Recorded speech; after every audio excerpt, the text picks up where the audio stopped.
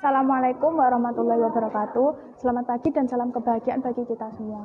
Yang saya hormati Bapak Kepala Sekolah dan yang saya hormati pula Bapak Ibu Guru Pembimbing dan yang saya cintai juga teman-teman semuanya. Pertama-tama marilah kita senantiasa panjatkan puji syukur atas kehadirat Allah yang Maha Esa. Karena atas berkat rahmat serta pertolongannya, kita semua masih diberi umur untuk bisa berkumpul di sini dalam rangka pembacaan teks pidato dengan tema pendidikan.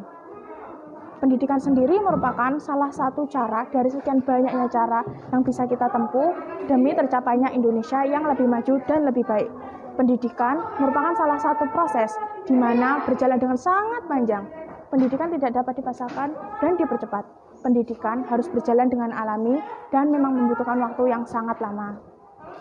Pendidikan sendiri mampu memunculkan ide-ide atau gagasan yang bisa memberikan pemikiran bagi kita mengenai cara hidup baru.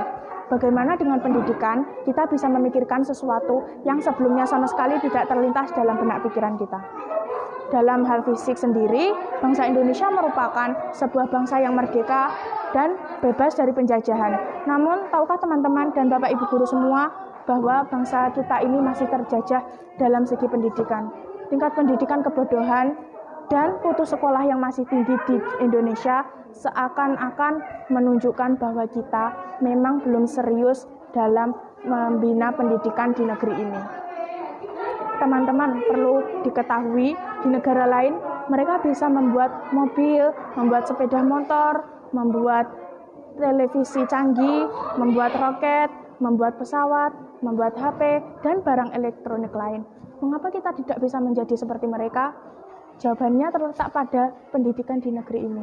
Ibaratnya, sebodoh-bodohnya manusia, jika dia tekun belajar dan mencoba, maka lambat laun mereka akan mahir pula.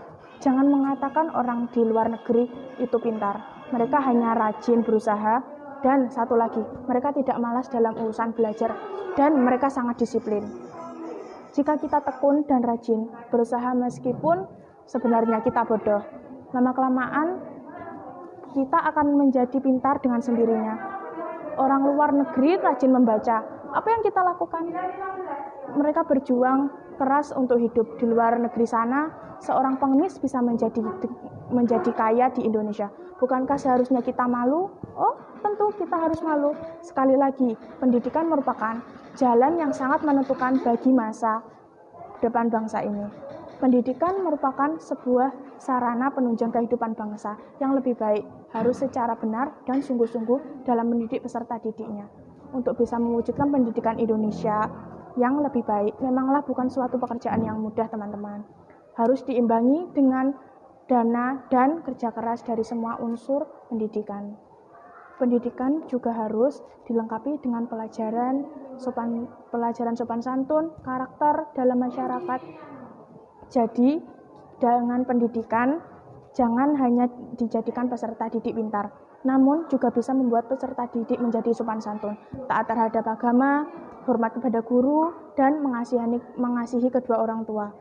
Pendidikan di Indonesia memang harus dirombak. Kita membutuhkan pendidikan karakter.